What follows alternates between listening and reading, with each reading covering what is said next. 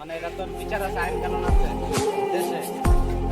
এভাবে মারে তার এটা বেশি হয়ে গেছে, মানে পানি জম রক্ত নষ্ট হয়ে গেছে। ছোটগুলো কি করছে যে এভাবে মারতে হবে তাদের? এটা বিচার চাই, বিচার চাই, বিচার চাই। বাবা ছিল, ফ্যামিলি ছিল, বড় মানুষ আসলে এখন তো করতে পারে।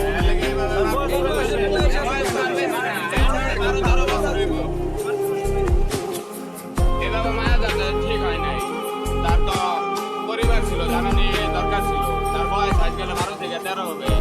এমন ভাবে মারছে, এটা মনে করেন 25 বছরের যুবকরা মারল সহ্য করার মতো না। আমরা পুলিশ ফাঁসি চাই, আমরা ন্যায্য বিচার চাই।